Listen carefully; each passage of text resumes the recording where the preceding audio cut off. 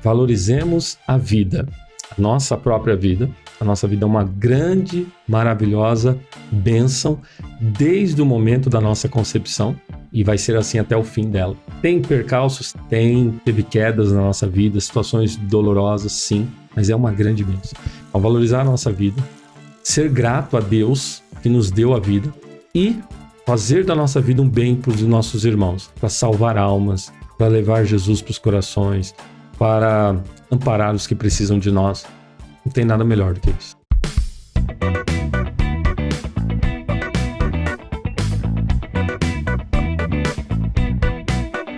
Seja muito bem-vindo, bem-vinda a mais um episódio do Fertilidade e Prosa. Vocês já sabem que esse programa tem o intuito de falar de fertilidade, mas de uma forma que você talvez não tenha ouvido. Fertilidade como mulher, como homem, como filho, como padre. E hoje a gente vai conversar nesse episódio um pouco sobre o que é ser pró-vida. Você já escutou sobre esse termo? Você conhece algum movimento e às vezes se sente perdida sobre esse assunto?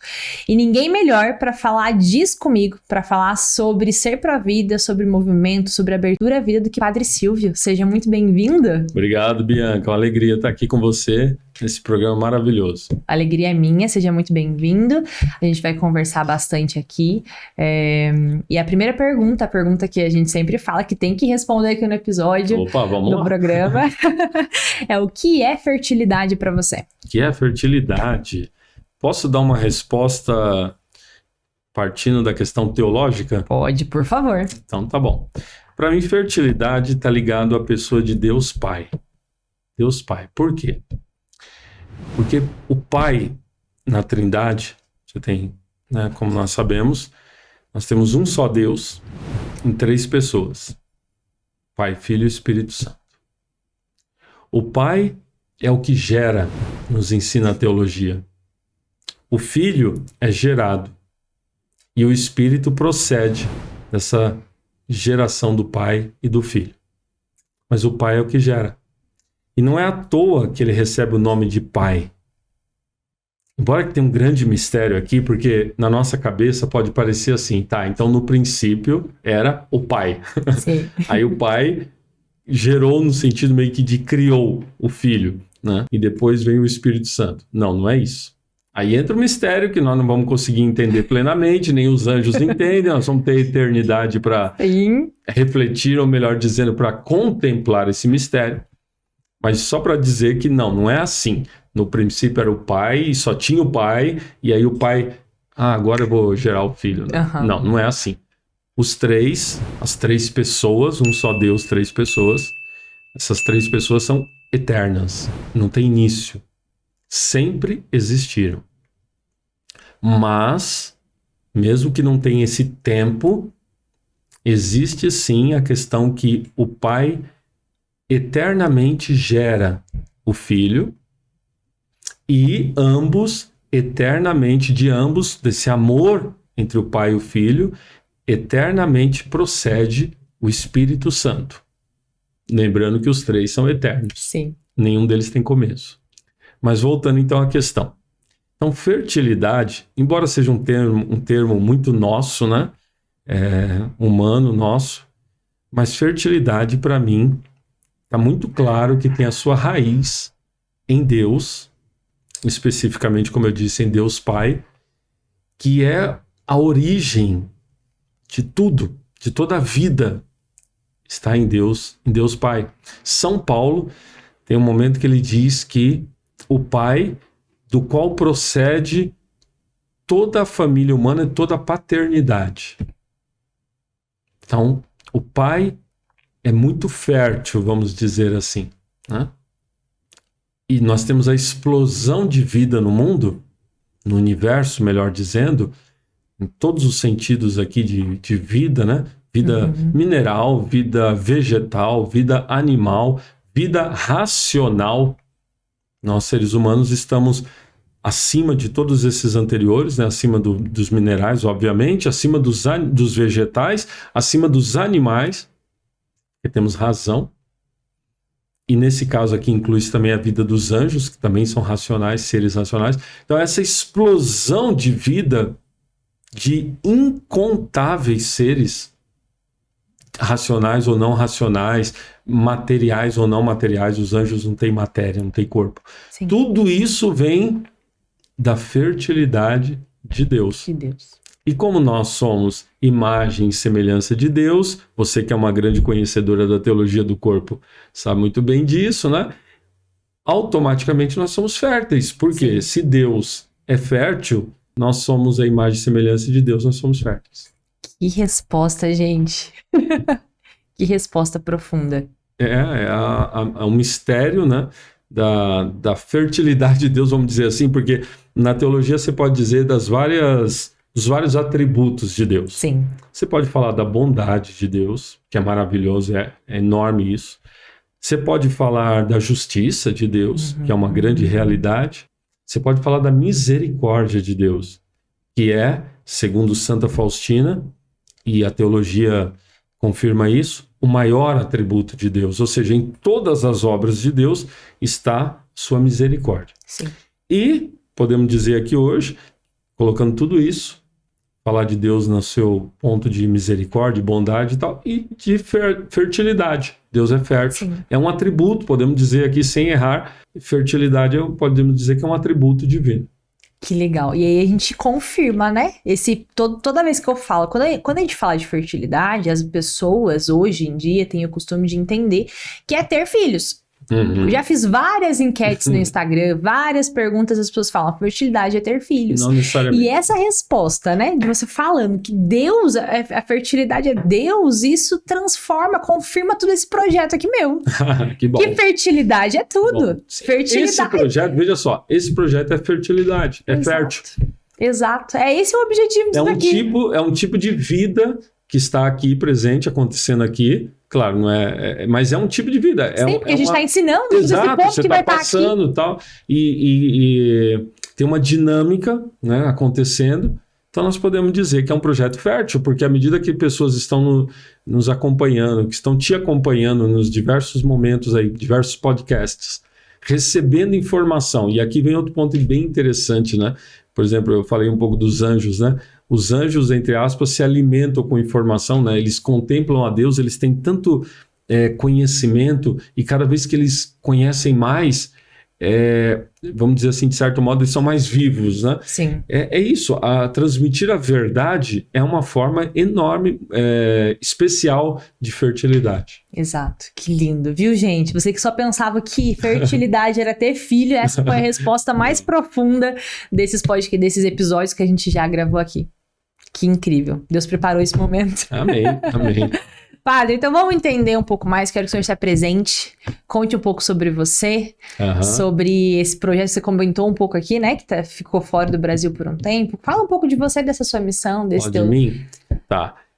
Bom, sou o padre Silvio Roberto, sou da congregação dos Padres Marianos da Imaculada Conceição, que é uma congregação religiosa bem antiga, podemos dizer assim, temos 350 anos. Mas eu não sou dessa época. Tá bom. Eu não sou dessa época.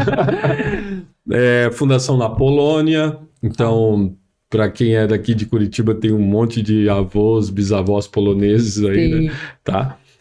Fundação na Polônia. Mas eu não sou polonês também. Acho que está muito claro isso, né? Está muito claro isso. Sim. Tive a graça de estar na Polônia já 2 vezes. País bem, bem gostoso. Sou de Santos, na verdade, sou da praia, mas aí depois, um momento, Deus me chamou para deixar o barco lá na beira do mar e lançar as redes de outras formas, né? E assim, já há um bom tempo, há 25 anos já, o tempo voa, o tempo passa, há 25 anos eu estou nessa caminhada depois de ser padre. Sim. E a missão. Que legal. E fala um pouco desse ser pró-vida, como que isso chegou na sua vida? Porque hoje a gente vê muitos padres, eu conheço vários padres dessa trajetória, né? Sou filha de renovação, né? Desde os meus 11 anos já conheci muitos padres e nem todos falam sobre isso, sobre ser pró-vida. Para alguns, por exemplo, hoje ainda tendo contato direto com as minhas alunas, com mentoradas, eu escuto muito de que algum padre fala, pode usar anticoncepcional, essa semana também me surpreendeu uma resposta de que um padre falou para uma adolescente de que se ela tem certeza que ela vai casar com o menino, ela pode ter relação que não tem problema, né? Então tudo isso vem de uma mentalidade. E aí o que é pró-vida? Porque eu lembro quando eu tava na adolescência, quando chegou esse primeiro tema para mim lá dentro da renovação, aí, você é a favor de aborto, não é? E aí a gente começa a ver alguns casos de estupro. Eu, Bianca, falava que talvez em caso de estupro eu seria a favor, muito bem sem informação, adolescente, e hoje a gente passa por isso, né? A maioria das pessoas não tem essa informação. Meus pais não tinham essa informação, né? Então, o que é ser pró-vida? Tá. Bom, primeiramente, na questão dos padres, cada padre, eu ia falar a palavra se destaca, talvez não seja a melhor palavra, né? Mas cada padre se dá uma ênfase na sua missão, no seu sacerdócio, né? Em um ponto ou em outro e tal. Então, é claro que não necessariamente todos os padres vão dar aquela ênfase, né, para essa questão pró-vida, falam assim, tocam no assunto, ou falam no privado e tal, mas se espera que sim, todo sacerdote, por excelência, ele precisa ser, é uma obrigação, né, moral, ele precisa ser um pró-vida, né? Sim. Quando um padre aceita, ou apoia, ou até defende, ou até instiga alguém, né, a usar métodos artificiais ou ter relações sexuais fora do casamento, ele está pecando gravemente. Ele está pecando, né? Porque da parte dele isso é grave. Porque ele, como sacerdote, tem que ter conhecimento, ele teve, né, 9, 10 anos de formação, precisa ter conhecimento e precisa transmitir a verdade da igreja, que não é a verdade nossa, né? A gente não transmite a nossa verdade. Mas é claro que é a minoria que assim o faz, né? A maioria, sim. Todos os padres, a grande maioria dos padres são sim pró-vida. Como eu falei, com ênfases diferentes. Assim como um se destaca mais para um lado da música, para outra para pregação, para escrita, etc. Sim. Mas o sacerdócio, como eu dizia, na sua essência, ele está ligado a uma questão da defesa da vida. A gente falou, né, de esse Deus que é fértil, né? Não defender a vida, não defender a fertilidade e a vida como um todo, seria uma contradição enorme, né? Com a missão sacerdotal. Mas eu, de modo especial, me senti aí conduzido por Deus para essa questão da defesa da vida. Que legal. E ser chamado assim, né? O pró-vida. O que significa pró-vida? Vamos lá. Fala um pouco sobre isso. Então vamos lá. Pró-vida.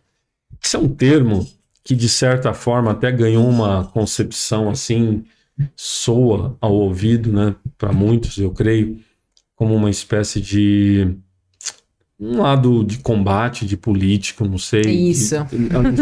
Soa um negócio meio assim, político, né? né? Um negócio meio político, sou pró-vida, assim, mas sou pró-vida e tal. De certo modo tem sim esse lado, né? Mas vamos entender então a questão pró-vida de forma mais ampla. Para isso, passando rapidamente assim, uma visão geral, nós podemos dizer que a nossa sociedade humana, até por volta de 50, 60, não, um pouco mais, 80 anos atrás, nós tínhamos uma visão muito, mas muito diferente a respeito da vida humana antes do seu nascimento, ou seja, antes de vir à luz, mas já viva no ventre materno, desse bebê no ventre materno. Por que eu estou dizendo isso? Estou dizendo isso porque até as grandes revoluções, a Revolução Comunista de 1917 na Rússia, é um claro momento ali, um marco, também algumas ações na Inglaterra, e mais tarde, nos anos 50, que aí começa uma ação sistemática do controle populacional no mundo, com a família Rockefeller nos Estados Unidos.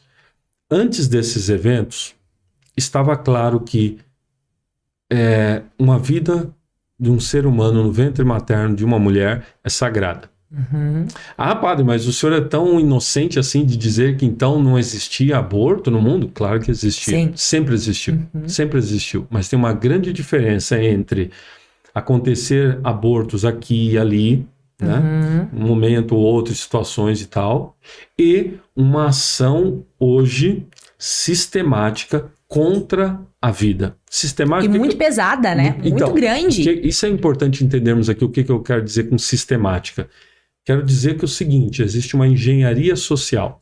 Ou seja, há pessoas, grupos poderosos. Eu citei aqui Rockefeller, que era um magnata, a família Rockefeller, magnata do petróleo nos Estados Unidos, mas tem outros, vários outros. Essas pessoas, Bill Gates atualmente, George Soros, pessoas aí de bilionárias que investem pesado no quê? Em manipular a mentalidade social. E eles têm feito muito isso com crédito, né, de conseguir muito resultado. Onde as pessoas, como eu dizia, antes tinham uma clara certeza de que a vida humana é sagrada. E hoje aceita-se facilmente o aborto. Sim. Aceita-se facilmente. É claro que aqui nós passamos pelo movimento feminista, que aqui já daria um podcast todo especial. Só sobre isso. Só sobre isso, né? Nas suas diversas ondas feministas. Mas o que precisamos entender é isso. Existe um movimento sistemático que, principalmente a partir dos anos 50, com as ações de Rockefeller, depois vieram outros, as grandes fundações americanas, Fundação Rockefeller, Fundação Ford e outras fundações, eles injetam muito dinheiro numa propaganda, num marketing, numa ação de engenharia social pelo mundo afora, para que as pessoas comecem a aceitar e defender tirar uma vida inocente. Sim.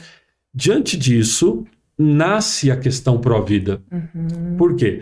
Porque uma vez que a vida está ameaçada dessa forma, os cristãos, mas não só cristãos, eu acompanho, por exemplo, no Twitter, tem um grupo, eu não me recordo exatamente o nome deles agora, um grupo americano que são pró-vidas laicos, ou seja, pró-vidas seculares, ou seja, eles não têm nada de religião, de nada. Eles são pró-vida. Tem até pró-vidas ateus. Olha só. Tem pró-vidas ateus. Sim. Então, mas principalmente os cristãos, realmente principalmente os cristãos, entenderam que nós temos que entrar nessa batalha pela vida. Sim. Nós temos que ser a voz de quem não tem voz. A voz que clama no deserto. A voz que clama no deserto pelos que não têm voz. Então, assim, o que é um pró-vida?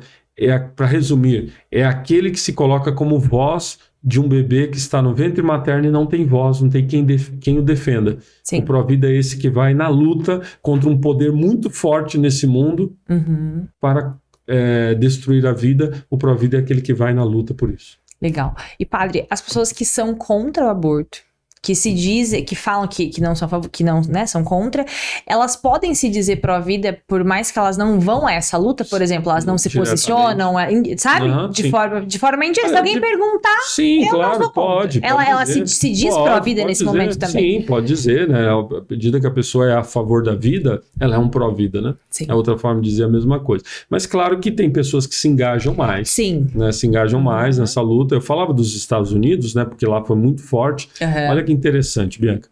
Até o ano de 73, até 1973, o aborto era proibido nos Estados Unidos. Sim. No ano de 1973, por uma grande manipulação e uma grande farsa que foi criada, porque, por que eu estou dizendo farsa? Uma mulher, Jane Wade, essa mulher se apresentou grávida, e ela estava grávida mesmo, e ela lutou, claro, por trás dela vinham todos os grupos ali poderosos. Essa mulher lutou para conseguir abortar o seu filho. E o que ela dizia? Que ela tinha sido abusada, passada por um estupro, então ela deveria ter o direito de tirar a vida do seu filho. Isso foi para a Suprema Corte dos Estados Unidos, e de uma hora para outra, da noite por dia, aquele país acordou com o aborto legalizado. Por que eu disse que é uma farsa? Sim, ela estava grávida. Ela não tinha sido abusada. Depois ela disse que ela não foi abusada. Interessante, ela não tirou o filho, ela não abortou. Era só para legalização. Era só para legalização. A partir daí, então isso foi em 73, tem 49 anos isso. O aborto é legalizado nos Estados Unidos. Quando a gente diz legalizado, é que assim, todos os 50 estados americanos poderiam, a partir de então, realizar o aborto, né? E aí... Em qualquer tempo. Em qualquer tempo. Então, aí depende de estado para estado, mas de modo geral, quase que em qualquer tempo. E aí, olha só, Aí entra quem? Entra uma empresa, é uma empresa chamada Planned Parenthood, que essa empresa, cujo nome significa planejamento familiar, um planejamento familiar, né? Essa empresa ganha dinheiro do poder público, ou seja, do governo americano, para realizar abortos. Sim. E essa empresa fatura rios de dinheiro. E foi logo que a lei passou, porque a empresa já estava de olho nisso, já estava investindo nisso, que eles começam. Para resumir, a partir de então, 1973, a média de lá para cá foi de um pouco mais de 1 milhão de abortos por ano naquele país. Um pouco mais de 1 milhão. Ou seja, significa, como é um pouco mais, a casa está por volta dos 60 milhões de abortos realizados naquele país. 60 milhões. Então veja, os pró-vidas perceberam isso quando de uma hora para outra essa lei entrou e se organizaram. Ou seja, não tinha ainda um rótulo pró-vida. Sim. São pessoas que perceberam isso, caíram numa angústia de falar, o que está acontecendo? Estão matando 1 milhão de pessoas por ano, 1 milhão e pouco, 1 milhão e 200, 1 milhão e 300. O que nós vamos fazer? Se organizaram. Surge um movimento pró-vida, podemos dizer assim. Né? Entendi. E esse movimento depois vai em diversos outros países, por quê? Ou o aborto já é legalizado em alguns países, ou não é legalizado ainda, e a gente luta para que nunca seja, que é o nosso caso aqui do Brasil. Uma luta forte, né? Uma luta forte. Que olha... E me conta uma coisa, acho que eu nunca fiz essa pergunta para ninguém. Qual é o interesse da realização desses abortos? Ok, boa, ótima pergunta. Essa tua pergunta é muito boa. Porque você falou, né? Bill Gates e pessoas milionárias. Qual é o interesse? Exatamente. Essa pergunta, nós temos que entender essa pergunta, responder essa pergunta e entender muito claramente isso. Gente, o interesse é controle populacional. O aborto é usado como meio de controle populacional. Sim. Aí aqui, nós vamos nos aprofundando em algo, né? Que existe um relatório chamado relatório Kissinger. Quem quiser depois procure na internet, relatório Kissinger, né, do governo americano, mais ou menos dessa época aí de 70 e alguma coisa, né? O Henry Kissinger, ele foi um secretário de assuntos exteriores e defesa, alguma coisa assim do governo americano. Era top no governo americano. Ele só era abaixo do presidente Nixon, né? E o Kissinger, que dá o nome para o relatório, porque ele era o secretário, o Kissinger, ele escreveu esse relatório dizendo o seguinte: o governo americano, para manter a hegemonia no mundo, poder, né? Porque tudo aqui tem uma luta de poder, né? Geopolítica muito grande. Para manter essa hegemonia, o governo precisaria ter muita atenção para o controle populacional nos países. E ele até lista os países, entre eles o Brasil. Uau. Indonésia, Brasil, Índia, China e mais alguns lá. E aí, em determinado momento desse relatório, ele diz assim, nunca na história da humanidade foi possível controlar, não é possível controlar o número de nascimentos se não se fizer uso do aborto.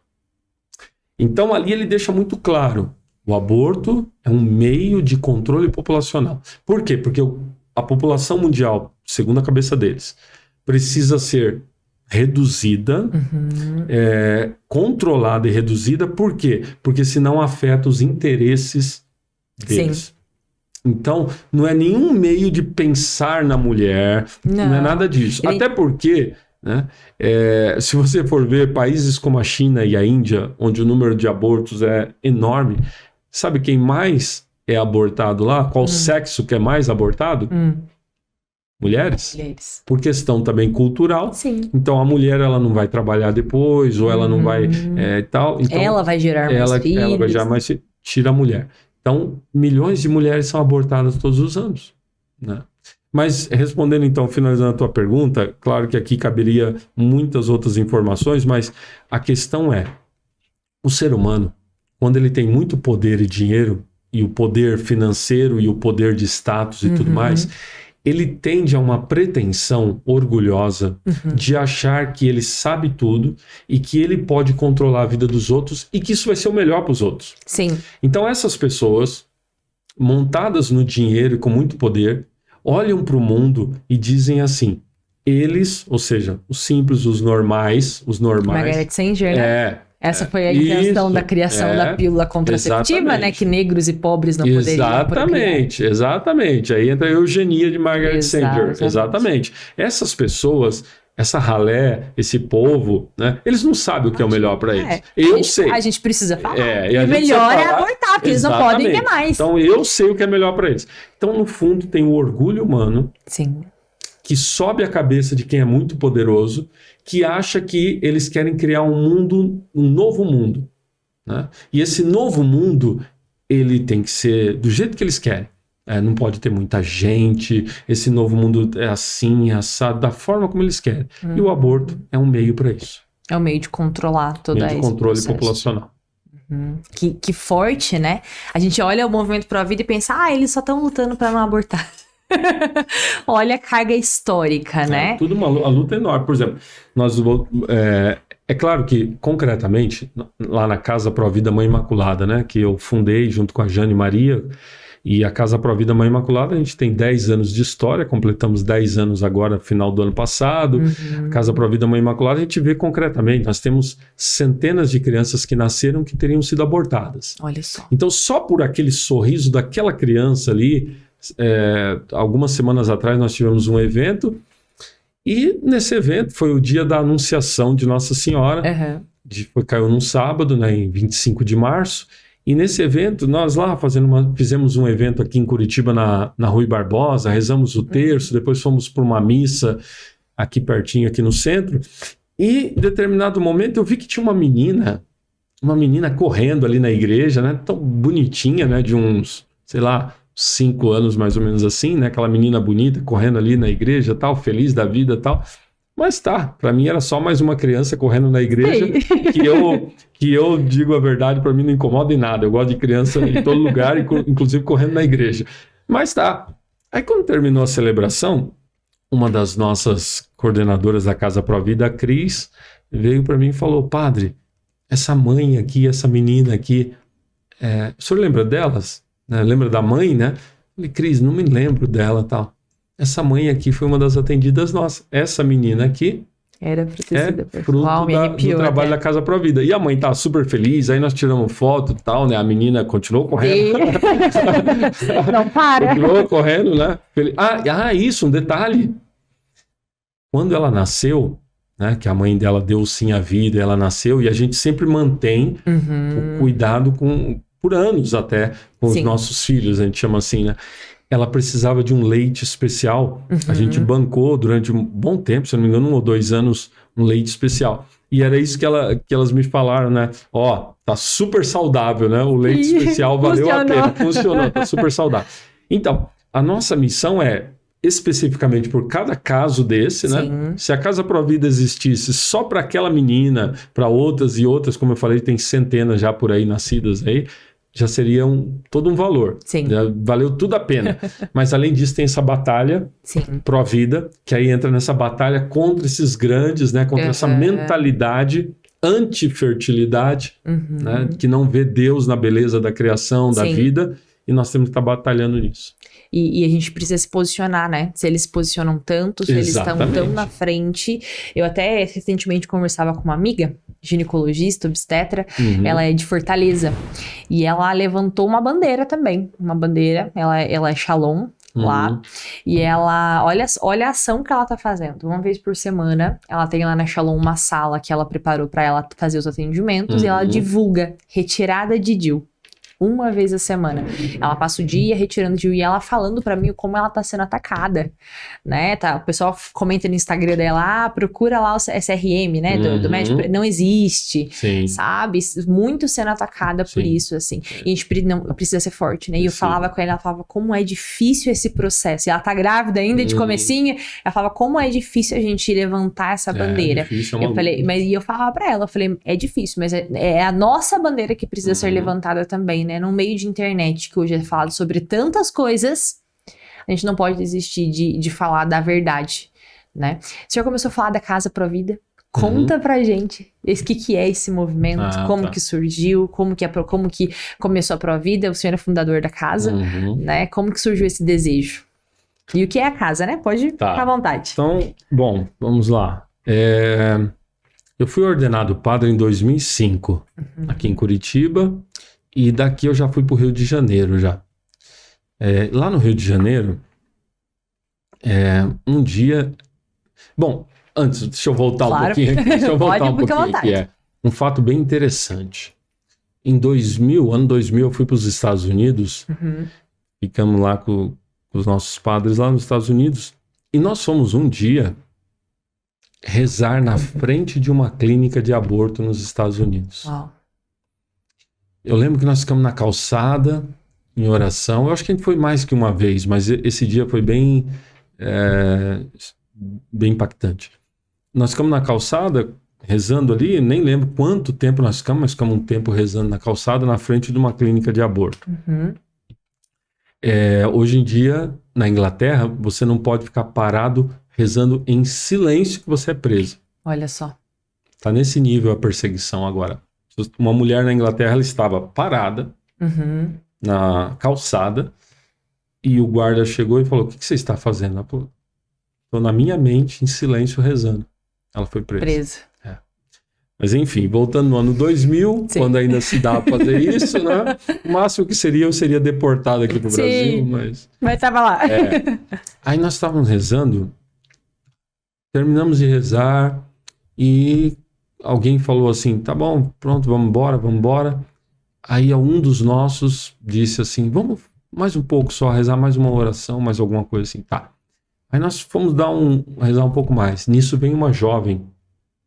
Ela passa perto de nós, olhando para nós assim, e ela adentra na clínica. Eu me lembro muito assim que ela entrou, a porta fechou-se, mas foi coisa assim de 1 minuto e ela sai. E ela veio até nós e falou assim: hoje, esse horário aqui eu já estava com o meu schedule, meu horário pronto aqui para abortar, tirar o meu filho. Eu vi vocês rezando, eu desisti. Olha só.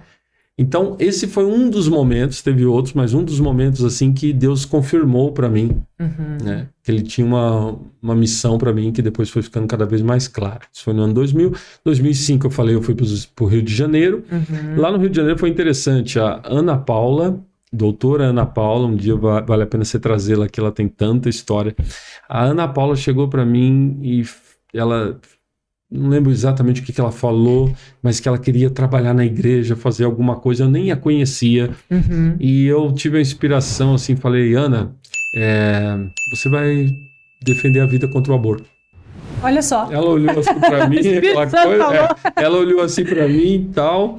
E como vai ser isso, tal? Eu falei: não, vamos ver, nós vamos fazer junto, vamos ver como é que vai ser, tá? Ali nós começamos algumas atividades no Rio de Janeiro, algumas coisas ali e tal. Fiquei pouco tempo no Rio de Janeiro, menos de 1 ano, mas foi bem intenso. Aí voltei para Curitiba. Voltando para Curitiba, eu assumi o trabalho do Apostolado da Divina Misericórdia. A divulgação da misericórdia divina pelo Brasil, que nós, padres marianos, fazemos. E eu era responsável por tudo isso e tal. Mas ao mesmo tempo que eu fazia isso, eu continuava com um vínculo com o pessoal do Rio de Janeiro, com o Padre Lodge e outras pessoas aí, essa questão pró-vida, né? O tempo passou, isso já era 2006 que eu voltei. Finalmente, 6 anos depois, 2012, falei: chegou o momento. Senti no meu coração, vamos começar em Curitiba, oficialmente, o trabalho com a Casa Pro Vida Mãe Imaculada. Aí chamei a Jane Maria, que é a nossa coordenadora atual, nossa cofundadora, e comigo ela iniciou e nós começamos e fizemos a Casa Pro Vida Mãe Imaculada. Há 10 anos, né? Eu lembro que foi... Quando que foi o primeiro evento Dom de Ser Mulher, senhor? Lembra o ano? O Dom de Ser Mulher... É um evento voltado só para as mulheres ali, e o primeiro foi... Nós estamos na 8ª edição, então o primeiro foi ali por 2014. Ah, eu fui então, foi no ano do casamento. Eu fui no primeiro, foi no ano do casamento. Eu casei em dezembro, foi o quê? Foi ali, acho que setembro, outubro, não foi? Por ali, ou um pouquinho antes. Pouco antes ainda, acho que agosto. Por ali. Foi, eu lembro, eu fui no primeiro Dom de Ser Mulher. E lá tinha aquela... eu acho que até o Semplafã estava presente, eu não tinha conhecido ainda. Mas acho que o Semplafã estava presente, que tinha aquela... Como se fosse Que tem um bebezinho, né? Pequenininho, sim, os moldes com os bebês, assim. Uhum, eu lembro que aquilo me chamou a atenção. Porque eu sempre trabalhei com a juventude, né? Sempre trabalhei com adolescentes dentro da renovação, né? Ministério Jovem. E aí, quando eu casei, eu falava, tô perdida aqui. O que eu tô fazendo no meio da juventude? Né? E aí o Senhor me chamava para uma missão com os casais. Eu falava, Jesus, como que eu vou trabalhar com casais, né? Pra onde que eu vou? Como que vai ser todo esse projeto, né? E foi quando eu conheci a teologia do corpo, me apaixonei. Eu sempre falo pra quem eu converso, né? Que teologia do corpo não tem como não se apaixonar. É um conhecimento, assim, que você pensa, meu Deus do céu, né? E hoje eu amo estudar sobre isso, é sensacional. Eu acho que todos os adolescentes precisavam conhecer sobre teologia do corpo, né? Eu conheci já depois de casada, depois de um tempo, e eu falo, se eu tivesse conhecido lá na minha adolescência a teologia do corpo, seria outra pessoa, né? Porque ela mostra o quanto o Senhor é perfeito e como a gente, né, é a imagem dele. Isso é um processo maravilhoso, né? Mas, Padre, eu quero que o Senhor fale um pouco sobre os trabalhos da casa, né? Porque eu lembro que quando eu conheci, eu achei sensacional, e aí depois eu fui num evento de divulgação que o pessoal do Rio de Janeiro veio, faz anos já isso, que foi ali no... Onde foi? Bem no centro de Curitiba, onde tem uma universidade junto... Na praça, que tem uma praça frente, ali eu não lembro. Foi num teatro, bem ali no centro, bem na redondeza do centro de Curitiba, perto do Pequeno Príncipe, ali naquela região, que o pessoal do Rio de Janeiro veio. Eles vieram fazer, e o Sample Lafan foi lá e ficou lá atrás divulgando o método. Olha, a gente já fez tantos eventos. É muita coisa, né? Não tem como, nem tem como lembrar. Mas lá eu conheci um pouco. Eu até marquei uma vez, não lembro com quem, pra ir conhecer mais o trabalho, porque eu queria fazer parte. Mas foi bem quando eu perdi meu bebê. E aí acabou entrando numa loucura. Eu passei por um processo de uma perda gestacional, tive uma gestação molar, quase um tumor. Foi uma loucura só. E aí eu não consegui voltar. E aí eu sei que a missão é dividida, né? E eu quero que o senhor fale um pouco o que é a Casa Provida? Como que ajuda as mulheres que querem abortar? Ótimo. Então, assim, a Casa Provida começou, como eu falei, a Jane, nossa coordenadora, ela fazia os atendimentos das mulheres no início sozinha, assim, fez, sei lá, mais de uma centena de atendimentos e tal. Um dia você traga ela aqui, que ela tem cada história. Vou trazer. Eu imagino. Cada história. Aí, com o tempo, Deus foi nos mostrando, assim, para estender o manto. Esse é um lema que nós temos na Casa Provida, uma passagem bíblica também, Isaías, que Deus colocou para nós, que nós tínhamos que estender o manto, ou seja, ampliar os trabalhos e tudo mais. Então nós começamos, por exemplo, eu trouxe aqui uma cartilha nossa aqui, Dom de Ser Mulher, Dom da Vida. Essa cartilha, por exemplo, aqui é todo um leque de informações assim básicas sobre a questão da vida, várias coisas.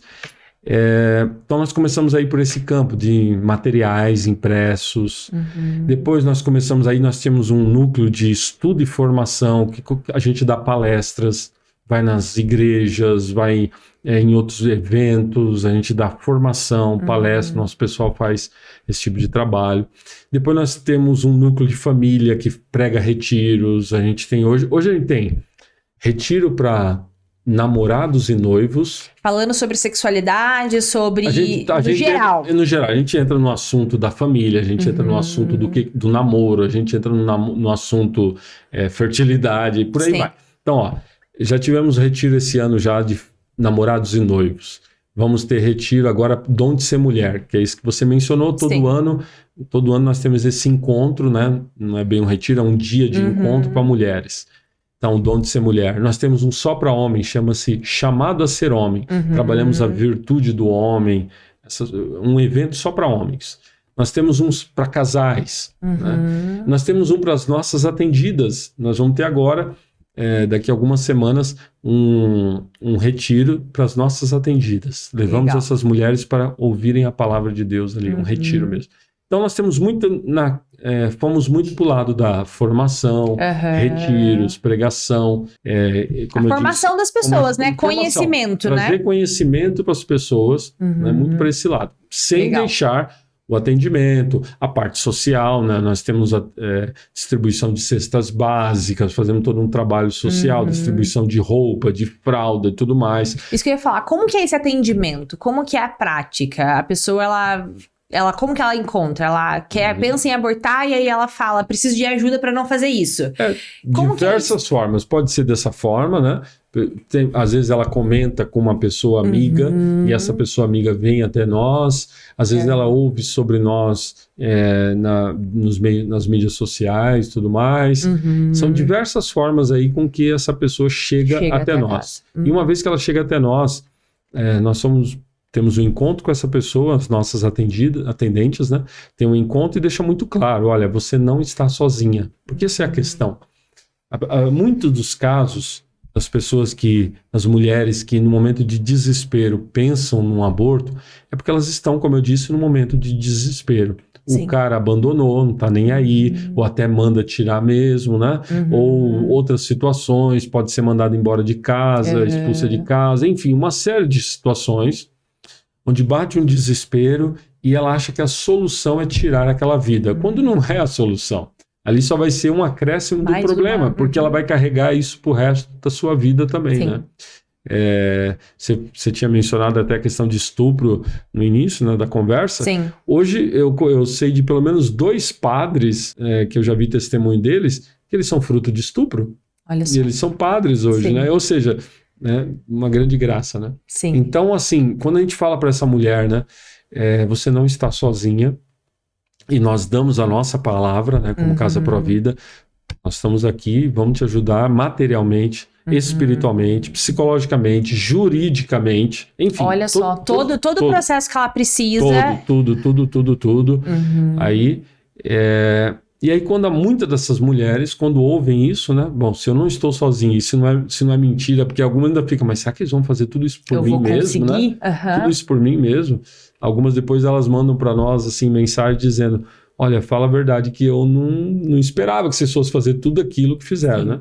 Mas graças a Deus a gente faz. Claro que para isso a gente conta, nós temos benfeitores, né? Que mantém a nossa obra. Os gastos são bem grandes. Eu imagino, porque para bancar todo esse processo e exame, consulta psicológica, sexta e o leite especial. Tudo, vem o leite especial, vem a fralda, vem a cesta básica, vem o aluguel. Tem casos, às vezes a gente banca o aluguel por um tempo. Olha só. Mas a providência divina tem atuado através das pessoas e a obra se mantém. Nós não temos nenhum tostão do governo, não recebemos nada, absolutamente nada do poder público. É tudo por pessoas que conhecem o nosso trabalho mesmo. Legal. E uma pergunta, pode ser profunda essa.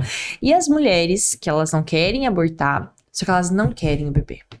Ah, sim. Acontece isso? Acontece. E aí, como que é esse processo? Porque assim, eu conheço um caso bem específico de uma mulher que ela adotou um bebê e esse bebê veio de uma situação assim, de que era uma menina muito nova, tinha sido abusada, o pai e a mãe dessa menina não aceitou fazer um aborto, mas o bebê nasceu. E imediatamente ele já foi pro processo de adoção. Acho que a menina nem ficou muito tempo, não amamentou nem nada. Esses casos existem na casa também? Existe esse amparo? Existe. Até eu falei dos trabalhos da casa, né? A casa é dividida em núcleos. Para cada um desses trabalhos que eu falei, temos núcleo família, núcleo jovem e tal. Um dos núcleos que é mais recente, até criado há pouco mais de um ano, é o nosso núcleo adoção. Olha só. A questão da adoção. Mas antes mesmo da criação do núcleo adoção, casos como esse já tivemos. Eu vou contar tem outros, mas eu vou contar um que é muito forte.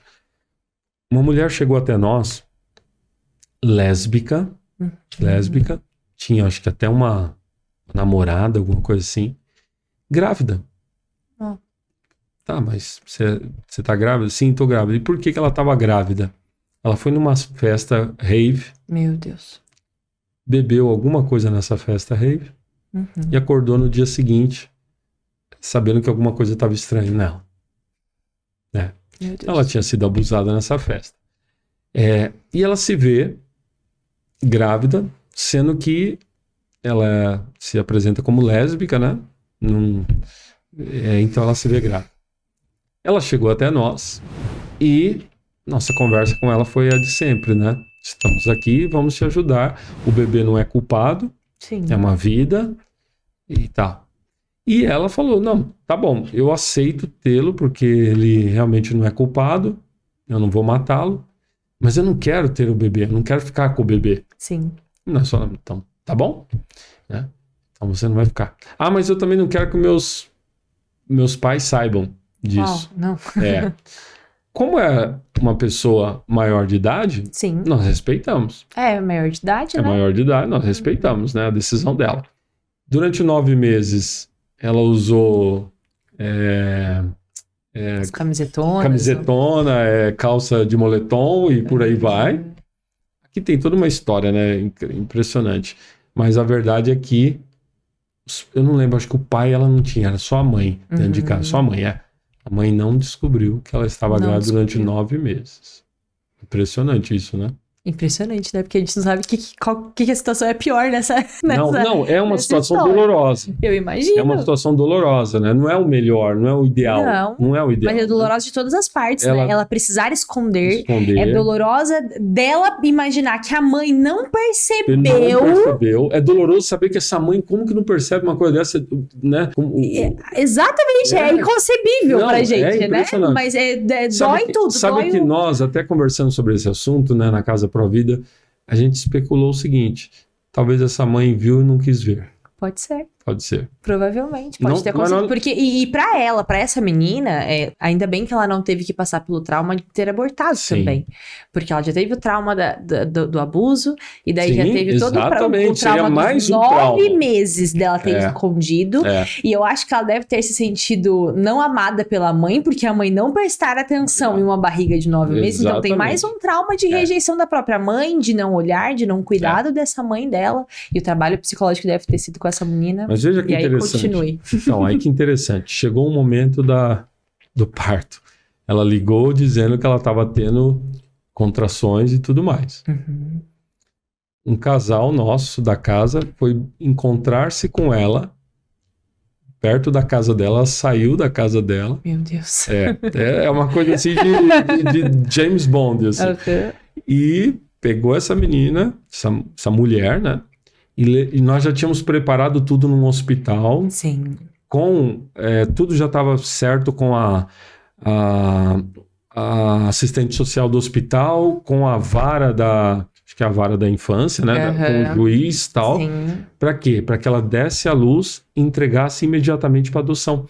Ela deu à luz, um casal já tinha sido informado que estava na fila da adoção para ir buscar essa criança. Ela deu à luz e o casal já estava preparado. Já estava preparado, já foi buscar e no dia seguinte Esse levou. É um processo da adoção mesmo do governo, não é um processo da casa. Não é da casa para vida. A única coisa que nós fazemos é trazer essa situação para o poder público, né? Sim. Que é o responsável de fazer. Tá. Mas aí é interessante, né? E o que ela falou para nós depois foi justamente isso, porque depois ela ainda manteve contato conosco por um bom tempo. Ah, sim, porque o processo psicológico... Mas o que ela falou para nós é assim, que ela realmente estava certa do que ela fez, que ela não se arrependeu porque ela não teria condições de criar e tal, mas que ela estava muito feliz que ela não tirou aquela vida. Olha só.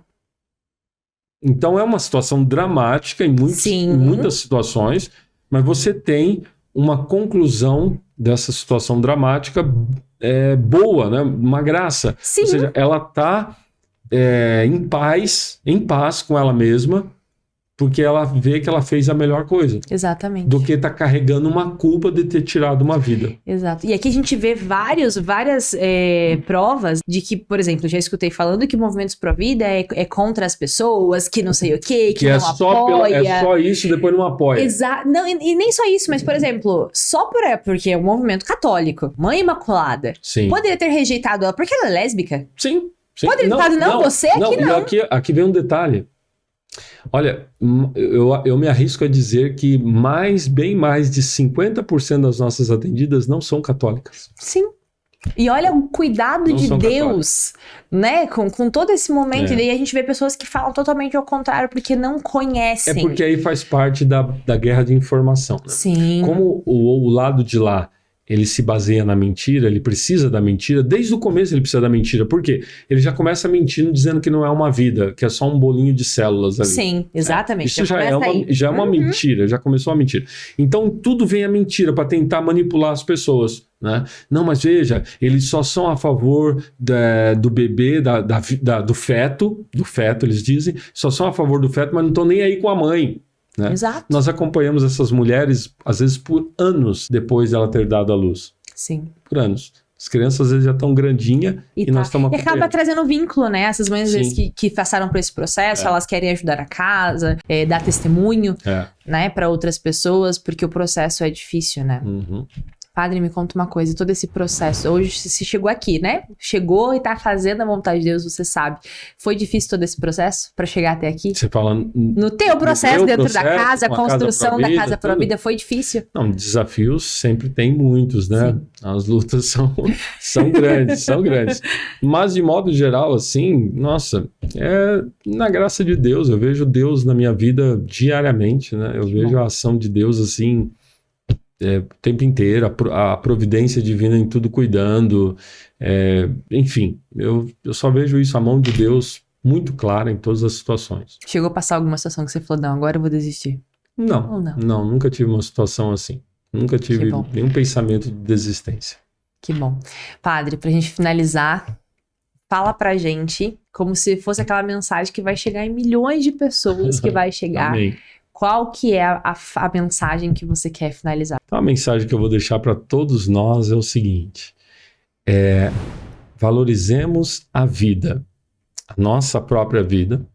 A nossa vida é uma grande, maravilhosa bênção desde o momento da nossa concepção e vai ser assim até o fim dela.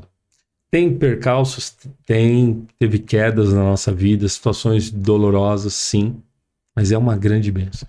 Ao valorizar a nossa vida, ser grato a Deus que nos deu a vida e fazer da nossa vida um bem para os nossos irmãos, para salvar almas, para levar Jesus para os corações, para amparar os que precisam de nós. Não tem nada melhor do que isso. Que alegria. E como que a gente ajuda a casa? Fale para esse pessoal como que a gente encontra, como que ajuda esse projeto. Tá. Quem quiser conhecer mais da Casa Provida, do nosso trabalho e de repente até ajudar também, né? Ou até participar da Casa Provida, né? Procure-nos nas redes sociais. Casa Provida Mãe Imaculada. Estamos no Instagram, estamos no Facebook e temos um site também, Casa Provida Mãe Imaculada, no caso seria www.casaprovidami, mi de Mãe Imaculada.com.br. Então, nesses meios, as pessoas vão ter todo o conhecimento. Tem o nosso número também, né? Pode mandar mensagem para nós. O nosso número é o 41, né? O código aqui de Curitiba, 9872 7080. 9872 7080. Fica na tela também. Eu vou deixar disponível aqui embaixo as redes sociais, o site da casa. E eu quero, Padre, que você finalize convidando essas mulheres de Curitiba e região a participar do Dom de Ser Mulher, que acontece anualmente. Fala desse evento e convida elas para participar com a gente. Qual a porcentagem de mulheres na tua audiência aqui? 98%. Vamos deixar 2 para os homens aí. Isso aí, vamos deixar 2 para os homens. Mulherada, todo ano a Casa Provida Mãe Imaculada tem um evento chamado Dom de Ser Mulher. Esse é um evento numa chácara aqui na região de Curitiba, tudo pensado com muito carinho para vocês, com detalhes. Claro que não sou eu, né? Porque eu não sou tão detalhista assim. Então são as outras mulheres pensando nisso. E o principal, né? É a palavra que vem, são os testemunhos. É um dia mesmo para você. Deixa o maridão nesse dia cuidando das coisas em casa, cuidando dos filhos, etc. Um dia para você. Procure nas nossas redes sociais. Dom de Ser Mulher, Casa Provida Mãe Imaculada. Quem sabe você ainda vai no Dom de Ser Mulher desse ano ainda. Eu vou estar lá e espero ver vocês também. Olha, que legal. Muito obrigado, Padre Silvio, por ter estado aqui hoje, nesse dia. Foi muito especial, foi um preparo de Deus. Esse partilha sobre o que é ser fértil, para mim, foi sensacional. Confirmou um pouco mais essa missão. Espero estar junto, estou à tua disposição. Precisa ter um podcast falando desses testemunhos, dessas histórias.